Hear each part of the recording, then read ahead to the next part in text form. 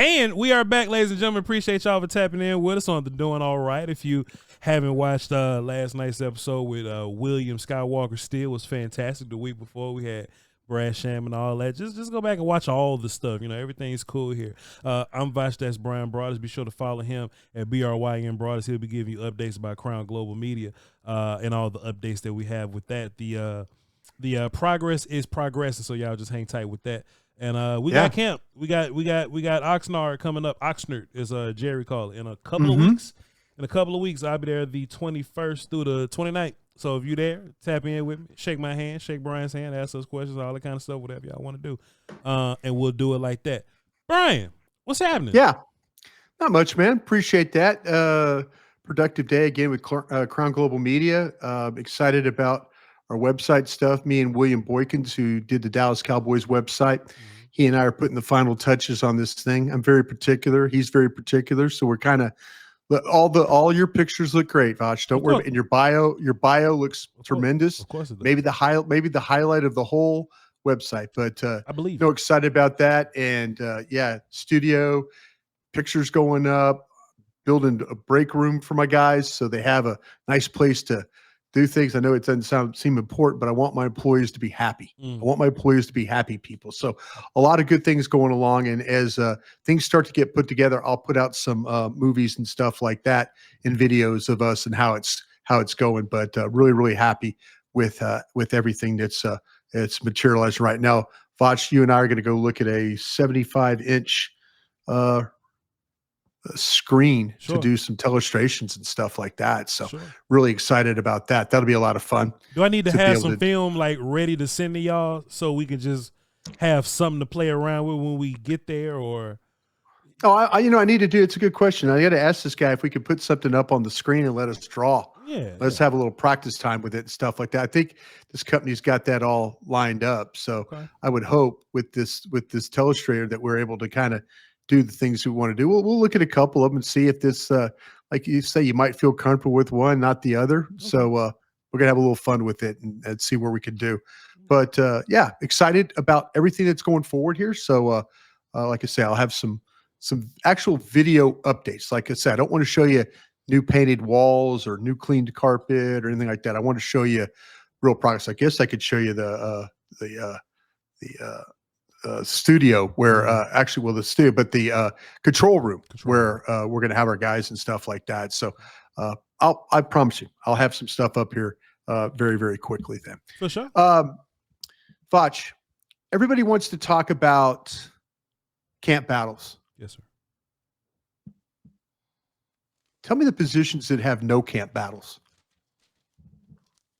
So Brian, tell me the positions. Tell me the guys that it's just, nah. Now, the other day you told me, like, listen, old Guyton's going to have to just completely fall apart to lose that job. You don't think it's going to be a camp battle. I personally think that if there's some questions, I think those things will be raised.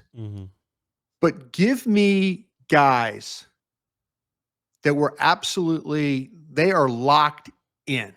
These are the guys that you're going to say, and I'm sure it's really easy to say, well, Dak and all that, but give me some guys you're saying don't have to worry. But what if a guy doesn't have to worry about his position? What do you want to see from that? What do you want to see from that guy as we go forward? He's not under any pressure, but what do you want to see from a guy who has a locked up spot? And give me the guys, like you want to start and kind of say, okay, I don't think there's a battle here. I don't think there's a battle here. I don't think there's a battle here. I got 5. Brian. And we can kind of, I'll just give you the 5. Yeah, give me the 5. Give me one at a time if you want. Give me one at a time if you want. I want you to pick which one is most interesting to you, Brian, bro. So here are my 5. Okay. Left guard, no fight. Oh, no fight. Wide receiver 1 and 2, get out of here. Okay. Quarterback 1, nah. Quarterback 2 would be a fight. I don't think quarterback 1 would be a fight. Okay. This is where it gets interesting, Brian Bros. Okay. Safety by way of seniority and politics. I think we are stuck with Malik and Donovan. but we'll talk about that. And whatever corner Deron Bland is playing, he ain't going nowhere. Okay. Which of those do you think is most interesting, Brian Broaddus? I like what you've done at safety myself. Man, Brian, let me tell you what. But let me circle back real quick though. Please. Circle back. Quarterback 1, wide receiver 1 and 2. Mm-hmm. Left guard. What do you want to see? How do you want to see these guys practice? Are there going to be days where you're going to go, whoa, didn't expect to see that left guard get beat a couple of reps there in one-on-one? Didn't expect. What is your hope as you evaluate this camp, but with those players in mind that you said are locked? Well, I want to see. Oh, okay. So let's start with quarterback, right? Right. Two things I want to see from Dak. I want to see Dak be sharp, and I would be blown away if Dak is running around. Like if we get out there, if we get out there and we watching plays, and boy, they didn't design some sort of read option confidently, and Dak pull that joke and start running into the end zone or something. He ain't got to do it a lot. He ain't got to be Lamar Jackson. But if Dak is healthy enough and there's confidence enough that they'll run with him sometimes, I think that'll be massive. Because think about it like this, Brian. We always talk about Mike McCarthy and the mistakes that he makes. Yeah. If we had to make an assumption from Schottenheimer, right, we would assume that it goes something like this. Dak probably goes to Mike McCarthy and say, hey, man, I can run around a little bit. I think it'll help. And maybe powers that be combined with Mike McCarthy don't want Dak Prescott running all that much. Shotty want to win. Shotty's a first-time head coach. Shotty's willing to listen. I bet you if Dak go to Shotty, be like, hey, man, I ain't going to lie to you, man. Because, look, Brian, you was watching film. How about this? Let's add some film to the party. How many times last year we was watching a read option type play? They didn't block the edge, and Dak just wouldn't run it. He just wouldn't run it. Wouldn't run it. It's almost like they designed read option, and they didn't block the edge. Because, look, sometimes you can do the read option look, but they'll block the edge to make it look like it, and they'll just hand it off. That makes sense. Brian, they just wouldn't block the edge. Right. I'm like, hey, man, Dak's supposed to run it right here. He's supposed to pull it and run, but he wouldn't, right? I wonder, Brian, if Dak went to Mike McCarthy and said, hey, man, I would love to pull right there. And Mike McCarthy said, well, I don't know. I won't think. I wonder if he goes to Schottenheimer and says, man, Schotty, I ain't going to lie to you, man. Those pulls were wide open when we were running read option. Allow me to do it. So if me and you standing next to each other, standing next to Brad Sham, standing next to Bobby Belt, standing next to James Slater, whoever, and we see Dak Prescott start pulling and running, I'd be impressed, Brian. Let me ask you this, my friend. Yes, sir. Do you think he could have run but didn't want to run because of injury or worrying about injury? I think Dak's so daggum competitive. I think he's so daggum competitive. But I also think he'll listen to who. I get what you're saying about the up above saying, don't do this. I think Dak will. I don't think Dak has it in him to go rogue and be like, well, I'm just gonna do what y'all don't want me to do this. I'm gonna do it anyway. I don't think Dak's that guy. You know what I'm saying? I do think Dak is competitive as all get out. And if he think his legs work, I think Dak will run. I think somebody stopped Dak from running, or somebody didn't recommend for Dak to run. You mean to tell me the competitor Dak will see that wide open ass lane and he'll just go, man, I'm scared. There was actually a clip on Twitter that came out, Brian Broaddus. Dak was riding around on a golf cart with some character. Yeah. I don't know if you've seen the clip, but they was talking about injury. And Dak was like, yeah, I mean, I'm confident with the injury because we go through the process. We go through the rehab process. You know what I'm saying?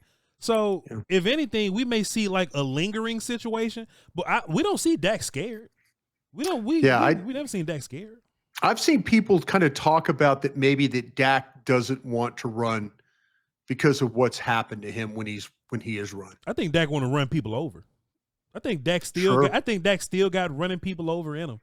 You know what I'm saying? Yeah. And maybe he's lost his weight to be able to run a little better. You know what I mean? Yeah. Never know. Because as a quarterback, you could be Bruce Eugene. There's a name for you, Brian Broaddus. You a old scout man, Grambling zone Bruce Eugene. You could be 315 pounds and go run around somewhere. It don't matter. You know what I'm saying? But Dak's in shape. I think Dak has gotten in better shape because he wants to move around a little bit. Plus, if your hamstring came off your ass, and like the rehab to that is to make your legs strong. Right. I'd imagine Dak did a lot of leg work. Dak want to show off some of that new speed. I'm just assuming. But if we get to camp and we see that, I'd be surprised. Here. I'd be I'd be encouraged by that. Yeah. Yeah. See, to me, I think Dak movement. You know what I'd like to see from Dak? I'd like to see Dak in this offense confident right off the jump. Yes, sir. I don't want to see a hesitation. I don't want to see a get to that fifth step or take the step back and kind of not be sure what's about to happen in front of him. You know? Yeah. I want to see where, okay, he read the defense right. They ran the right routes. Ball went to the right spot. I don't need to see tip balls or hesitant throws or hesitant decisions. Yeah. You know, I want to see like a confident thrower of the football. That's what I want to see. I think the first few drives when Dak see how much better his offensive line is, I think that's gonna. I think so. I think the second half of the first game is when Dak's really gonna turn it on because he sees, oh man, I got Pickens here now. I got a O-line now. Okay, this run game is what I thought it would be. Okay, cool. And I think it'll pay off for him. 2 wide receivers. What I want to see from first of all, stay healthy. Just first and foremost, stay healthy. It'll be a bummer to walk into the season and those guys aren't playing for you or whatnot. But you know, we talked about this the other day. You know, you was like Voch, who's the one player that we gotta that just has to play well that can't fall off. Yeah. And we said everybody but George Pickens until the end of the show. And we was like, hey man, George Pickens kind of got to play well. I want to see George Pickens line up and just whoop everybody. I want to see Pickens as good as Lamb. I want to see because we always see Lamb coming in there with the acrobatic catches and whooping the hell out of everybody. I want to see Pickens on that same kind of level as Lamb is because I think he can be that. I want to see Pickens man zone, and I want to see him having confidence in Dak. And also, Brian, here's another thing too. I mentioned this months ago when Pickens first got here, but Pickens ain't always open. But you got to throw it to him. You do, and he'll find his way to get the football anyway. He will. Dak traditionally doesn't throw the ball unless you wide the hell open. Sure. What I need to see is Pickens being covered, but Dak trusting Pickens anyway. There you go. That's like that. That's what I need to see. Yeah. Left guard. Man, of course we don't want to see Tyler Smith go backwards, but you know, I want to see Tyler Smith do what he's been doing. If Tyler Smith is simply consistent, I'm fine with that. He's out there having fights with Osa. He's whooping Mozzie. You know what I'm saying? We go against the Rams and we go into the Kobe Turners and all those guys that are really good in the interior. I just need Tyler Smith to be as good as those guys. I also want to see Tyler Smith and BB working together. I also want to see Tyler Smith and Tyler Guyton working together. I could have put Booker on this list because Booker ain't going nowhere neither. He's a first round pick. But he's a rookie. You know what I'm saying? Anything can happen that can make him sit down somewhere. I don't think there's a situation in this world that's gonna make Tyler Smith look bad and sit down somewhere. You know what I mean? So as long as he's dominant, I'm good with that. I would appreciate it if Schottenheimer had some like competitive periods so where we could see some isolated reps. I agree. You know what I mean? Some one-on-one reps. I agree. And that'll be a really good look for Tyler Smith. Seeing him whoop people one-on-one. Bland. You know, Brian, you know, there's this question that I posed on Bleacher Report the other day. I was like, how do you feel about Trey Diggs when he's not catching 11 interceptions? And how do you feel about Bland when he's not breaking a pick six record? You know what I'm saying? How do you feel about him just as a corner not breaking the pick six record? I think also something too we got to figure out, Brian, is Bland as good as advertised, or is he simply the best we have right now? Yeah. So what I would love to see, Brian, just as much as a couple seconds ago, I just said, hey, man, I need Pickens to go out there and whoop ass. It'll be great if Deron Bland went out there and competed with him every time. Just as much as we heard Elam making plays over there, in OTAs or whatever, I would love to see Deron Bland making plays on Lamb, making plays on Pickens. I would love for Pickens and Lamb to beat Bland more, but I don't want Bland to just roll out there and get whooped. You know what I'm saying? Right. If Bland is shutting down George Pickens every day at practice, I don't know how I'd feel about that. I don't know if I feel positive about Bland or if Pickens has fell off. I don't know how I'd feel about that. But if it's, how do you balance that? How do you balance that when you're watching practice? I think you have to, in your mind, create who you think the better guy is. And if that guy is winning 60 to 70% of the time, I think it's cool. You know what I'm saying? I got that from you. Yeah. I got that from you because I'm one of your students. Like, hey, man, you going to line up against Tyron Smith 10 times. Yeah. You ain't going to beat him 7. Nope. If you get just 1 or 2, 3 wins against Tyron Smith, that's a good day for you. But I need Tyron to whoop your ass most of the time because he's Tyron. You know what I'm saying? Right. So, for example, Mozzie versus Tyler Smith. Walking into that battle, we have a preconceived situation that Tyler Smith is better than Mozzie. All right, Tyler Smith, you should be beating out of 10 reps, beat him 7. But we gonna come on this show like, hey man, Mozzie got 3 reps though against Tyler Smith. All pro Tyler Smith. 3 wins for Mozzie versus Tyler Smith is a good day for Mozzie. If he win 4, oh Lord, we celebrate on the show tomorrow. You know what I mean? Yeah. If Mozzie beat Tyler Smith 4 times. So I would say the same about Bland and Pickens. I think Pickens is the better guy. So if out of 10 Pickens gets 6 or 7 wins, Bland gets 3 or 4, I think that's a great back and forth for both those guys. Do you think the fan base always takes that the wrong way when you and I reported training camp? Fans goofy as hell, Brian. So we don't need to. Well, I mean, but I'm saying the question you and I are going to get, the question you and I are going to get is Bland that good or is Pickens that bad? Yeah. You know, and to me, I remember, was it old Antoine Woods, the human log? Yes, sir. That's what you used to call him, the human log. Yes, sir. I remember, and this is where I came up with your theory that you gave me credit for. He was going against Zach Martin. Yeah. And he's winning like 2 out of every 10 times. Yep. And I'm thinking, that's enough. This kid's a good player. Yeah. You know, if you're winning 2 or 3 times against Zach Martin, you're doing a pretty darn good job. Yeah. And I think our fan base, I think they get a little thrown off by if they watch a video from John Machota or somebody like that from practice, or when David Hellman used to do it. And the immediate thought was, oh, player A is getting his ass kicked. Should we be worried? I think that's the difference between what we do and John, and no disrespect to John Machota, but but he will post a video and it'll be like, Antoine Woods beating the shit out of Travis Frederick. You know what I mean? We have an hour-long podcast to expand on that. Right. So we'll say, hey, man, Antoine Woods got about 3 of them, but for the most part, Travis and Zach got them for the most part, but Woods did get 3. So it's really up to us to add context to that.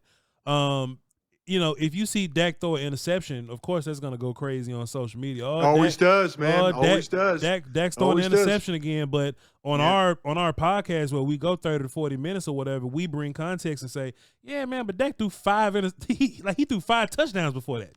He threw the prettiest touchdown to CeeDee Lamb I've ever seen before that. And then he threw the interception. And that's just what y'all hyper, what y'all hyper focus on.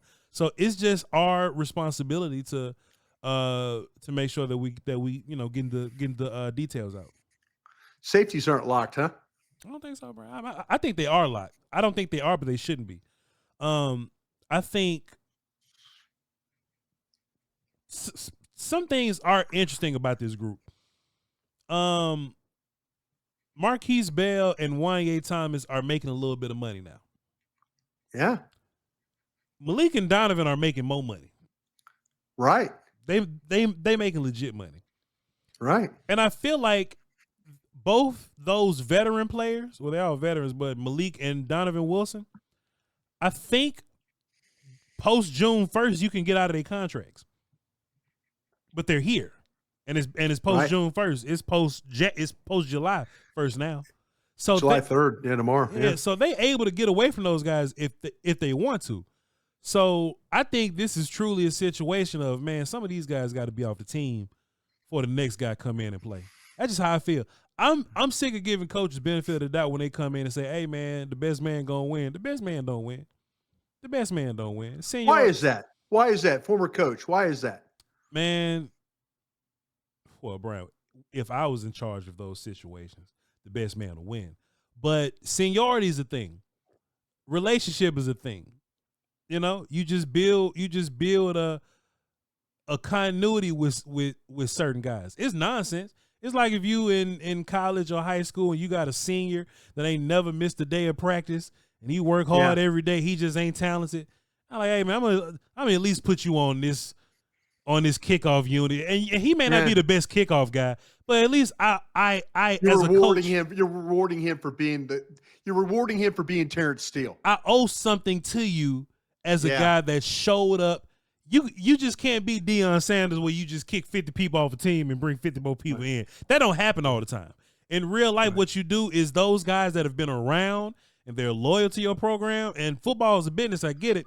But Donovan Wilson has been kind of a leader to your team.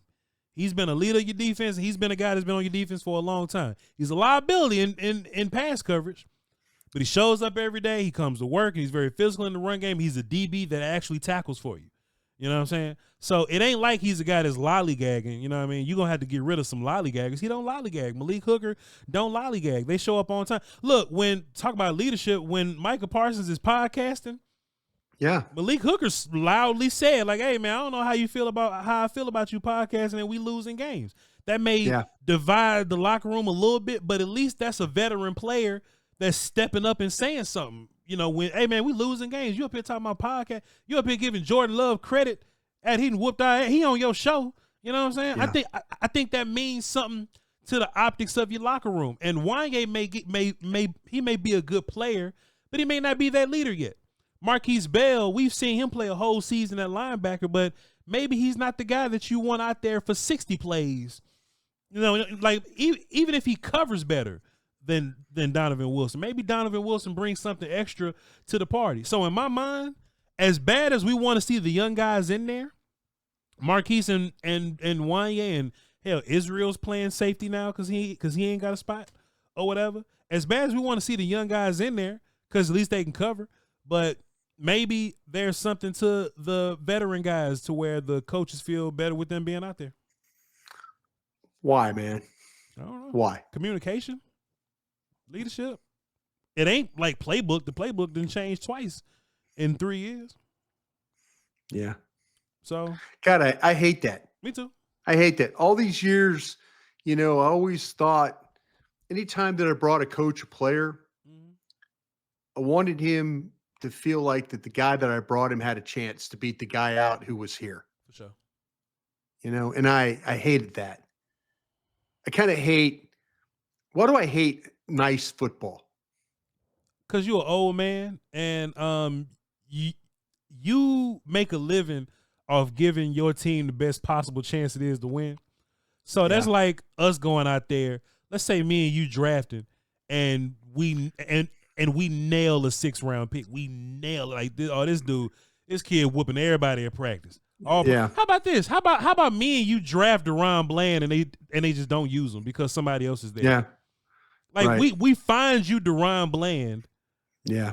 And you won't play him because Nolan Carroll's been playing here for 6 years. Yeah. It'll piss me off too. You know what I mean? Yeah. Yeah. I want to hope, you know, I want to hope that maybe things will be different with this group. Sure. But they're going to piss me off at the end, aren't they? Let me ask you this, Brian. Are we overrating Wanye and Marquise? Bell. I do feel like I know Bell because I've seen him play as an undersized linebacker and be productive. What if Bell's really good at coverage from the linebacker spot, but not from safety? And when they at practice, Marquise Bell getting ate up in coverage at safety. Just what? That would hurt. That would hurt me. Yeah, that would hurt me. Yeah, we should because I've seen it. No, I know, and we don't get to see. And this is the great advantage that we do have is every time they practice, we get to go watch them. Except for those mock games and stuff like that, where they don't want us out there watching stuff. Yeah. but I feel like I know Bell better than I know Thomas. Sure. I feel like I could fight for Bell. I don't feel like I could fight for Thomas yet. Yeah. You know, I've seen Bell, excuse me, I've seen Thomas playing coverage. I've seen the guy be the personal protector on the punt team. You can't be a dumbass doing that. Sure. You know, got to be able to count, communicate. You know, a lot depends on you there. Yeah. I just don't see it with Hooker. I just don't. And that's the one that kills me the most. I understand Wilson too. Wilson's going to take a bad angle. Wilson's going to miss a tackle. Wilson's not going to read the right thing. But if we could try and do something different there, why not? Why not? Yeah. I don't disagree neither. I don't disagree, by the way. It's just I hate when coaches do that. I hate when coaches, well, you know, coaches play guys that they feel like aren't going to bust and going to make mistakes and things like that. You know, they're more about being assignment sound than they are anything. You know, it's not always about, wow, this guy can really, really cover and boy, we need to put him on the field. But, you know, occasionally he's going to miss a tackle. Right. You know? Right. Maybe that's what's going to give like Tolbert the edge in his little battle that he's going through.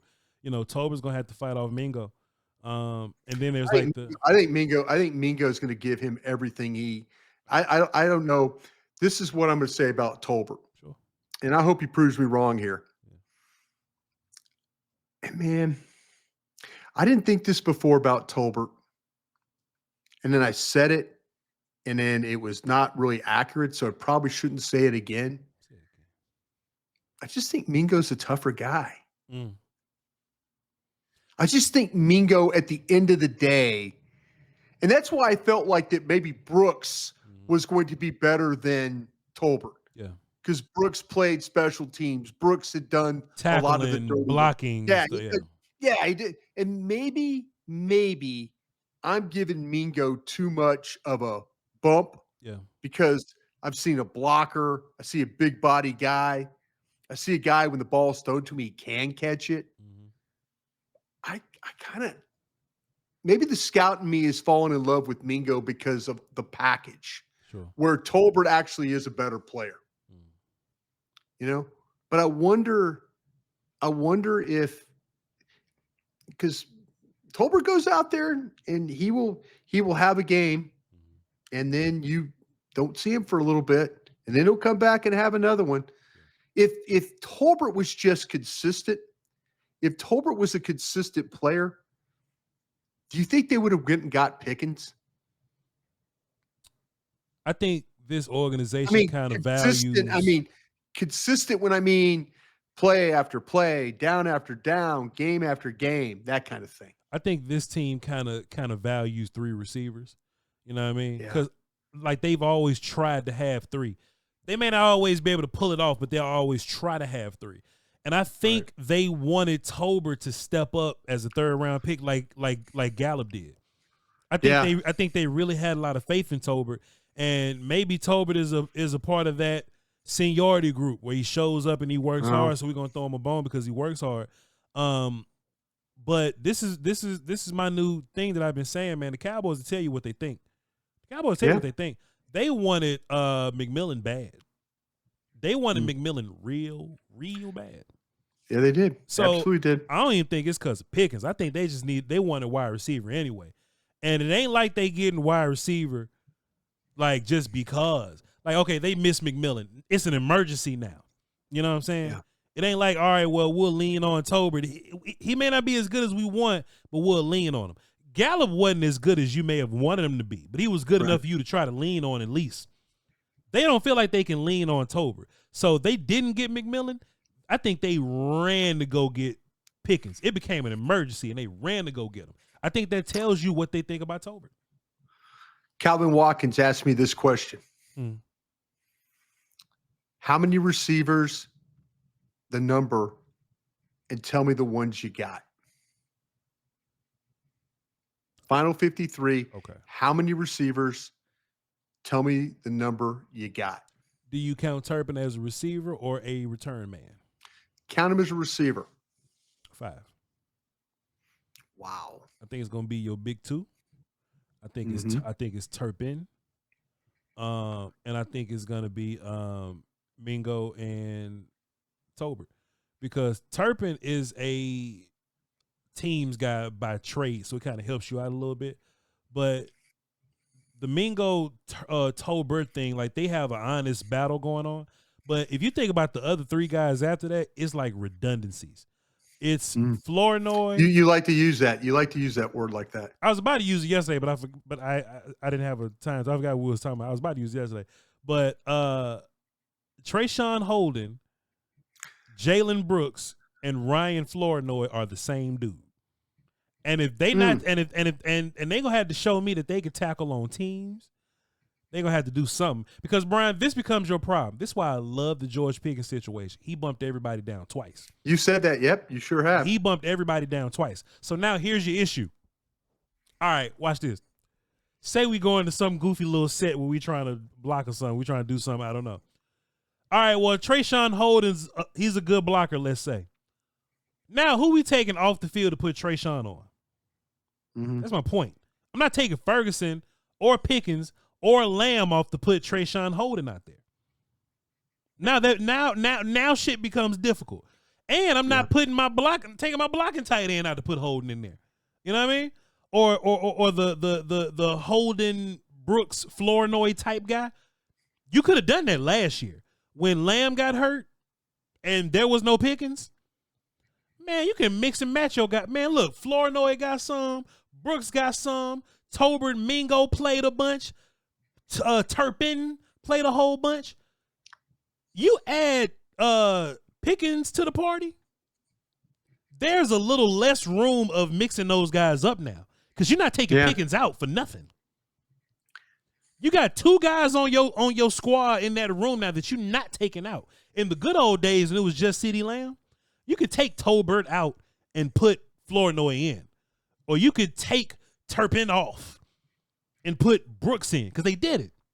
All right, we want to block a little better, so we'll put Mingo and Flournoy in there, and we'll block a little better on this play. Whether you need a blocker or not, you ain't taking Pickens off. You just not. You're carrying 5 because you're trying to keep somebody somewhere else. I think offensive line going to be important. Yeah.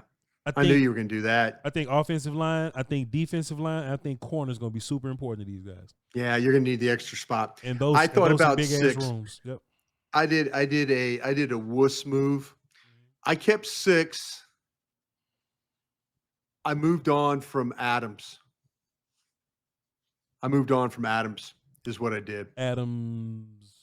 I'm sorry, I said Adams. I meant Brooks. I moved on from Brooks. Yeah. It's about time to move on. I kept Holden, and I moved on from Brooks. Okay. Is what I did. 6, but you know what's going to happen?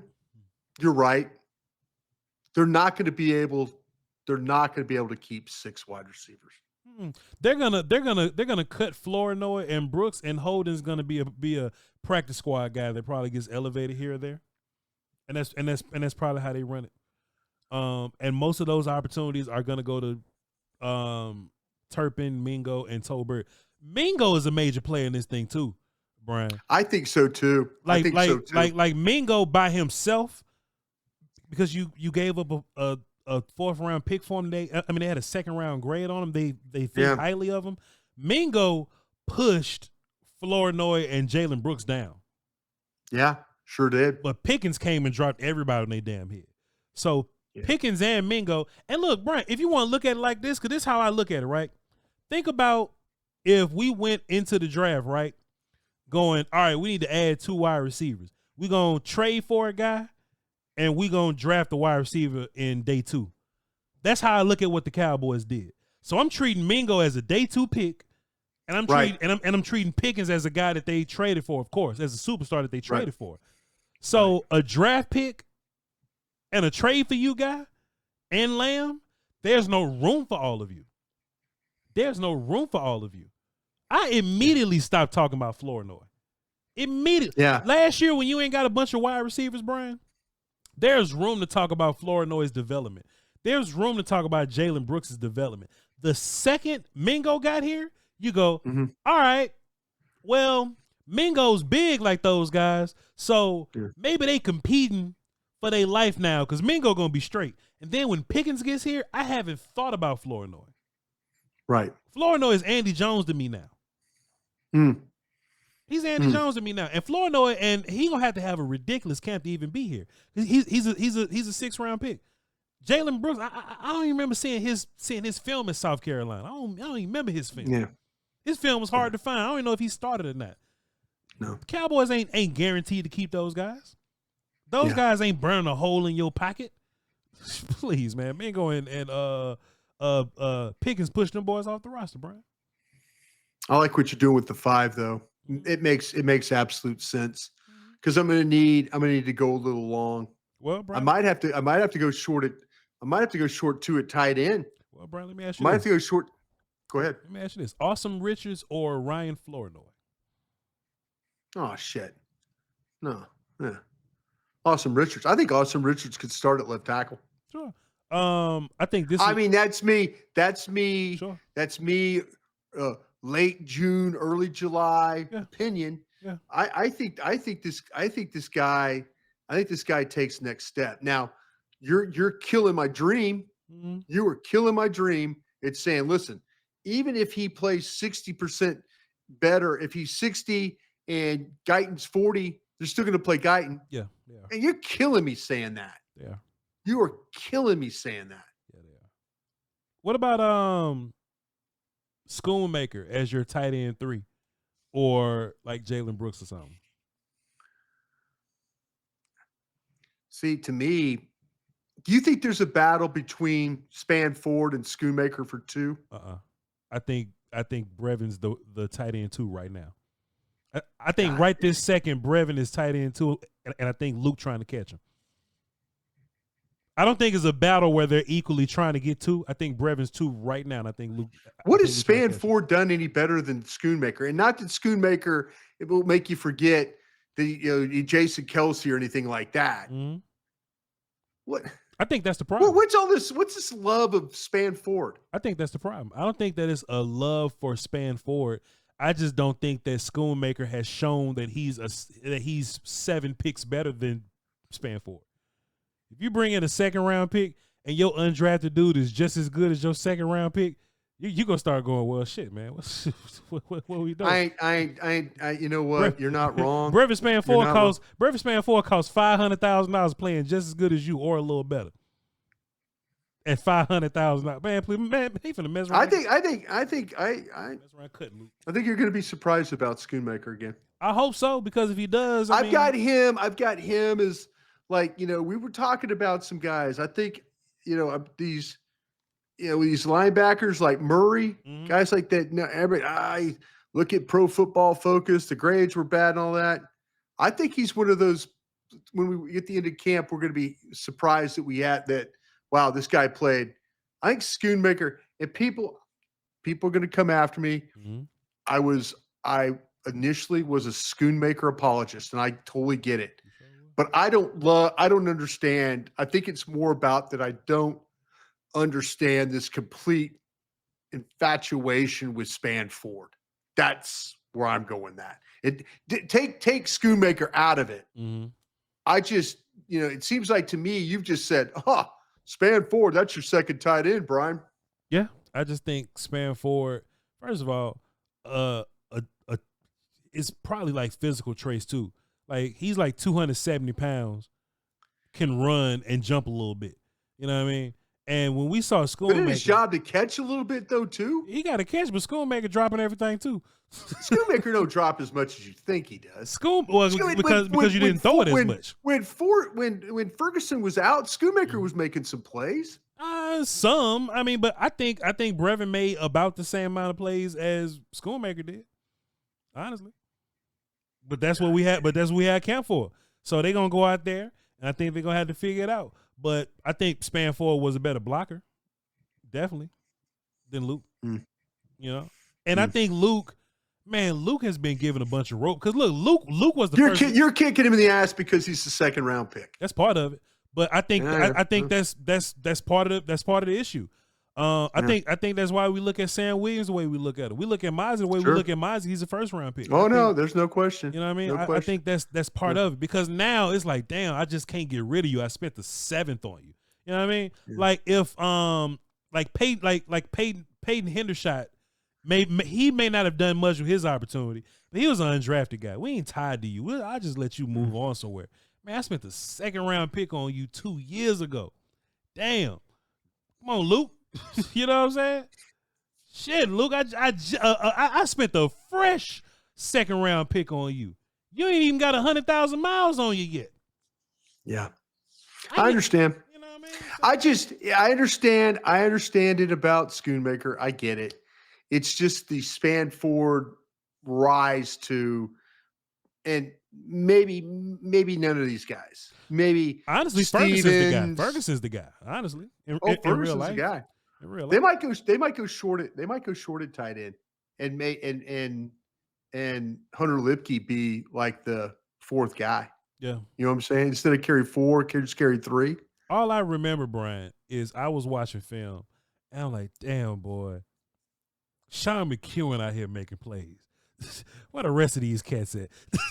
You know what I'm saying? Sean McEwen out there making plays. Where the rest of these cats at, Brian? I remember saying it. You know what I mean? So I need Luke to be a little better than what Sean McEwen once was. 2nd round pick. Man, now you're killing me. It's all right. I ain't lying though.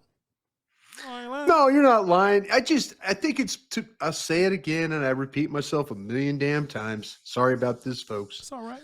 It's just about the rise of, and I don't get it yet. I want you to lean over to me on the practice field and go, there you go. There you go. If Luke goes out there whooping ass, I'm gonna give Luke credit because we all need Luke to be great. I agree with you on that. We need somebody behind Ferguson to be great. Yeah. Maybe a couple of them to be great. I'm just assuming based on what I heard. It just sounds from our beat writer friends. It just sounds like Brevin Spann-Ford has been the guy. I ain't heard nobody say nothing about Luke. That's good show. Appreciate you, man. Appreciate you, man. You know what I'm saying? Good time. Happy 4th to you, man. Good. Have a good day. Have a good day putting together your cookout stuff for that Friday. Yeah, man. You already know, man. I'm driving to Houston tomorrow, man. So I ain't got a whole bunch of time to prep. But I'm gonna come back home on the 4th of July. You know what I'm saying? I'm gonna celebrate the independence and throw some food on the fire. You know what I mean? Gotcha. And it's going to be a cool little party. But what I'm going to do for the most part, Brian, is take a nap and just enjoy my day off because I ain't got to go to Bleacher Report neither. I mean, I get my whole Friday off. And, Brian, I ain't had a whole day off in a long-ass time. So I'm about to enjoy my damn 4th. You hear me?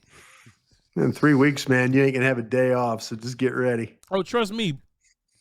At some point between now and then, I'm going to hit you up and be like, yo, Brian, I'm taking this whole week off because you ain't going to let me – because you ain't gonna let me get no rest come camp time. I'll give you the week off before we go to camp. How about that? Just to be refreshed, man. Just to make sure. I'll give you the week of the 14th off. Right? Is that a Monday? What's that Monday? I'll give you that week off. That's the 14th. Leading into camp. That's the 14th. We'll do it like that then. We'll do it like that. All right, then. I'll leave it. I'll make you work. I'll make you work a little next week, and then you could have the other week off. Man, because once we get started, because July 21st. Oh yeah. We ain't stopping until next May. We ain't stop. We got a draft to get through too. And if you listen to Pro Football Focus, we're gonna have the 9th overall pick. Hush. Yeah, hush. Hush. Hush. Yeah. Please hey, Voch and I want to go to the Super Bowl. Please let us take our show to the Super Bowl. Thank you. Brian, you think we can if we go to the Super Bowl, you think we got magic magic funds to get us there and shit. Come on, Cowboys, get to the Super Bowl. Yeah. So we'll go experience radio, bro. San Francisco. Yeah. I want to go to the game. I don't give a damn about no radio, about no damn. I'm trying to go to the game, Brian. If the Cowboys there, if the Cowboys ain't in the Super Bowl, we got people that will get a suite for that game. So yes, you'll go to that game. What you say now, Chuck? What you say? We got suite access. We'll be fine if we get that far. Yeah. Hey man, we got VOCHLONBARDI. We got BRY again, Broaddus, and the enjoy your holiday, folks. Please be safe out there. Shouts out to the benefactor, man. My goodness. Love that, man. Yeah, I would love to meet him one day. You know what I mean? I would love to, shake his $1 billion hand. That's what $1 zillion feel like. Yeah, there you go. All right, y'all. Love y'all to pieces, man. Enjoy y'all's holiday, and we'll catch y'all next Monday. All right. Till next time. Crown.